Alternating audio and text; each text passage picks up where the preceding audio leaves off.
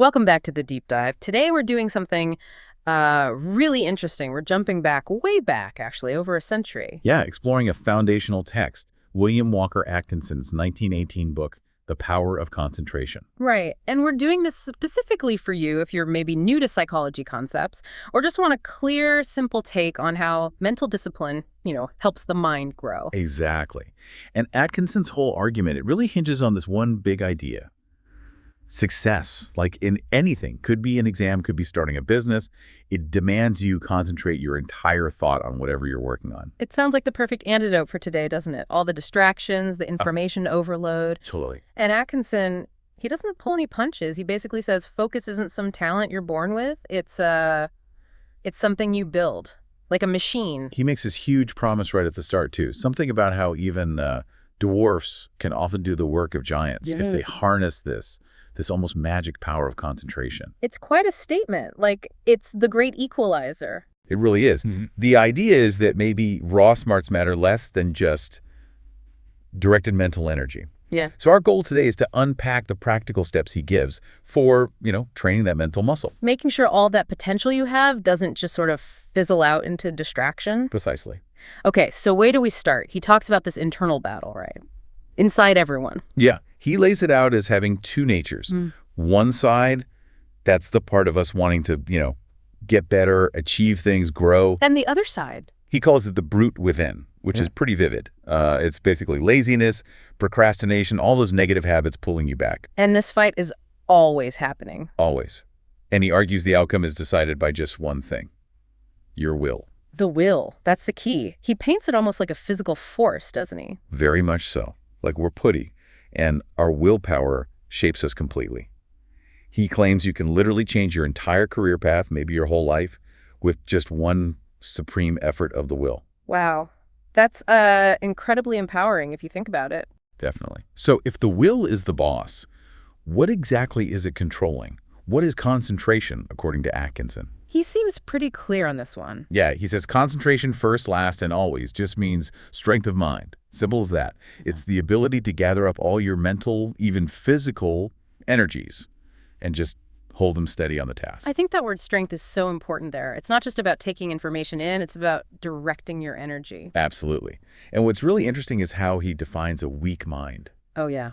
What does he say? Well, it's not just the mind that can't focus on something specific, like studying. It's also the mind that can't pull itself away from a subject when it needs to rest or shift focus. Okay, that distinction is huge. I mean, who hasn't spent a Sunday night mentally replaying a work issue? Right. Or stressing about something that's days away. We often think that inability to switch off is concentration, like intense focus, but he's calling it a weakness. He is. And for anyone listening who struggles with focus, maybe you're just starting to think about this stuff, he gives three main reasons why we fail to concentrate. Pretty straightforward. Yeah. What are they? First, he calls it a deficiency of the motor centers. Basically, just underdeveloped willpower or internal drive. Right. Second, an impulsive and, overly emotional mind. Getting angry, super excited, anxious. Right. That scatters your focus. Okay, makes sense. And the third one, he said it was the easiest to fix. Yeah, simply an untrained mind. Just lack of practice. Got it. But let's go back to that emotional mind for a second. He really emphasizes that impulsive states like anger or strong passion, they seriously weaken concentration. They just blast your energy everywhere. So what's his advice? Just don't get angry. Easier said than done, right? Yeah, a bit. But his advice is actually quite holistic. He says, restrain those strong emotions, definitely. But also, and this is interesting, avoid stimulating foods and drinks, things that might make you jittery or weaken your nerves. Really? Like caffeine, maybe? Could be. The idea is the calmer your body and your general temperament, the stronger your ability to concentrate becomes. Okay, so get the will in charge, calm the system down. Then what? He talks about thought itself having power. Immense power. He treats thought not just as this abstract thing floating around, but as a real, tangible force. How does he explain that? He uses a really simple analogy. Good thoughts are constructive. They build the mental framework you need for success. Bad thoughts, negative thoughts, they're destructive. They tear down your focus, your potential. And it goes beyond just your mind, doesn't it? He says our thoughts actually affect our surroundings. Yeah, that's a big part of it. He claims your thoughts are constantly shaping your environment and even attracting the kind of people you interact with. Wow. So if you're always thinking negatively or, I don't know, dishonestly, you're basically putting out a vacancy sign for negative or dishonest people. That's the gist of it, yeah. Like you're setting a certain vibrational expectation for your life. Yeah, It's quite a responsibility when you frame it like that. definitely. And the opposite of this useful, constructive thought is just letting your mind wander aimlessly. Right. That's the big danger zone. If you let your mind just roam free all day, jumping from worry to daydream to memory, you're just hemorrhaging mental energy. He connects this to success too, doesn't he? He does. He argues that the person who isn't successful often gets used to seeing failure, almost expects it. And that expectation acts like a magnet, actually pulling more failure towards them.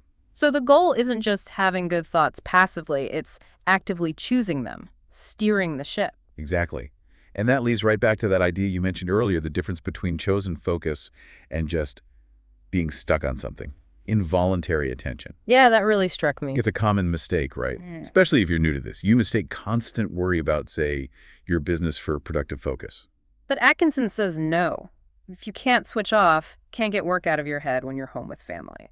He calls that unwholesome, dangerous even, because that kind of continuous involuntary churning just leads to mental burnout, weariness. So true concentration isn't being obsessed. It's making an active choice. It's control. Precisely. Concentration is simply paying attention to a chosen thought.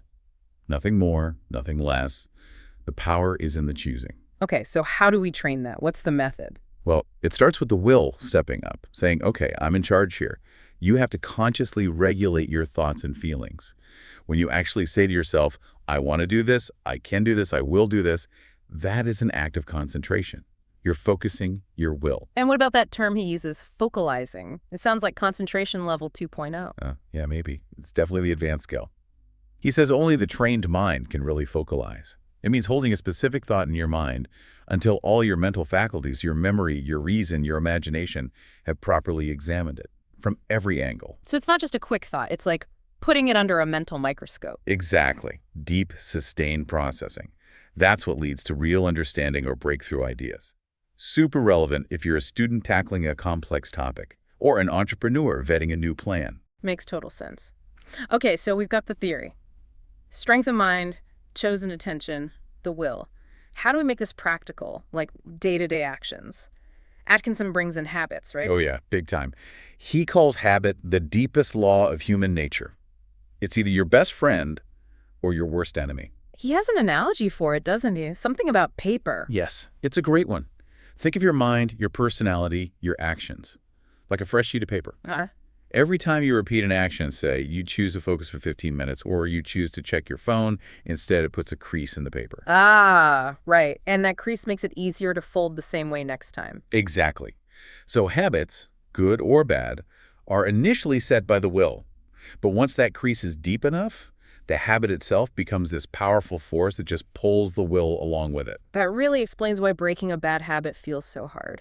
You're literally trying to fold the paver against its deepest crease. It wants to snap back. You're fighting your own history, in a way.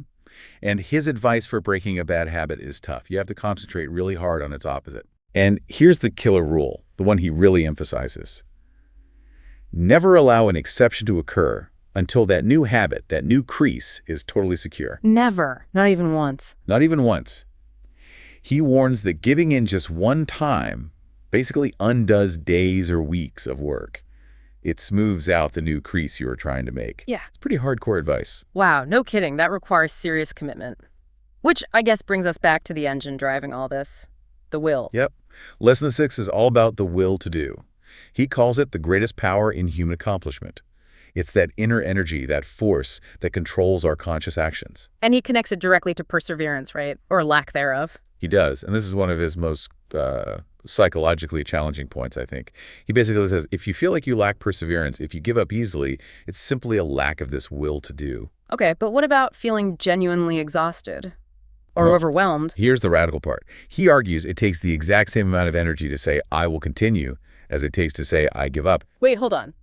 That doesn't feel right intuitively. Giving up feels like the easy option, the low-energy path. I know, right? That's our usual assumption. But Atkinson says, think about where the energy goes. If you direct your willpower towards the goal, you keep going. That takes energy. Sure. But if you direct that same willpower energy towards finding excuses, justifying why you should stop, planning your retreat, that's where the energy is spent instead. It's not less effort, he argues, it's just effort directed differently. Yeah. The initial decision, continue or quit, requires that same spark of will. Huh.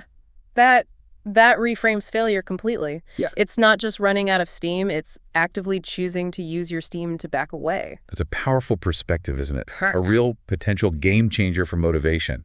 And this ability to choose to direct the will, it's built through practice, especially in making decisions. How so? Well, Atkinson points out that a key sign of a weak will is just slowness in making decisions, indecisiveness. We've all been there, agonizing over small choices. Exactly. So his practical advice is practice deciding quickly on small, everyday things. Yeah. Even if you might occasionally decide wrong. Like choosing what to have for dinner. Don't spend half an hour weighing pros and cons. Pretty much. Pick something and move on. Or decide you'll get up at 7 a.m., and when 7 a.m. comes, just get up. No hitting snooze, no internal debate. Practice decisiveness on the little things to build the muscle for the big things. You got it. Build that decisiveness muscle. Never procrastinate on these small commitments to yourself. Okay, so this disciplined action, this trained will, combined with that focused desire we talked about, that leads to his final big concept, the law of mental demand. Yes, this is kind of the peak of his system. Yeah. He argues that through really intense, sustained desire, what he calls a mental demand, combined with that unwavering concentration, any desire that is right can actually be fulfilled. Okay, any desire that is right. That sounds a bit like wishful thinking, maybe. Like if I just concentrate super hard on winning the lottery, what does he mean by right? That's a really important clarification. Good question. Right here doesn't necessarily mean morally right, like good versus evil. It's more about a desire that's aligned with your constructive potential and something you can actually work towards through disciplined action. Ah, okay. So it's not magic. No, not passive wishing. The mental demand isn't just dreaming about something. It's the powerful combination of intense feeling plus sustained, focused energy directed towards achieving it. Success, in his view, flows directly from how you think and feel, and crucially, these moods and attitudes can be controlled by your will.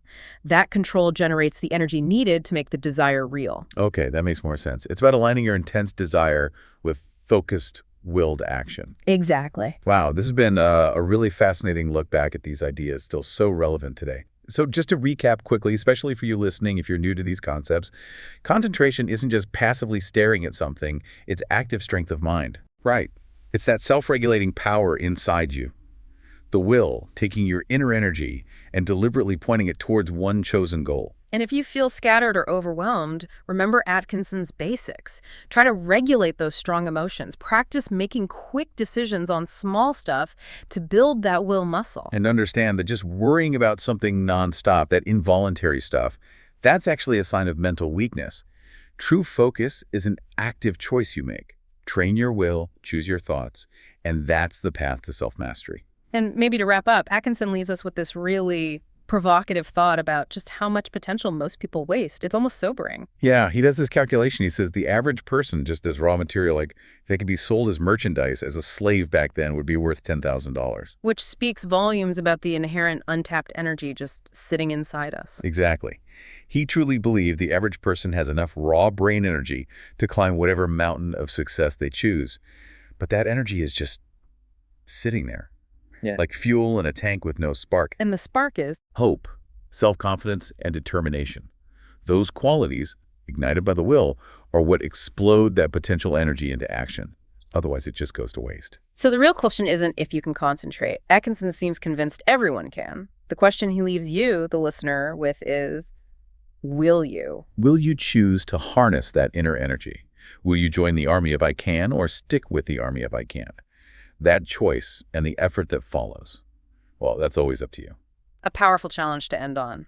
We hope this deep dive helps you think about focusing your own energy. Thanks so much for joining us.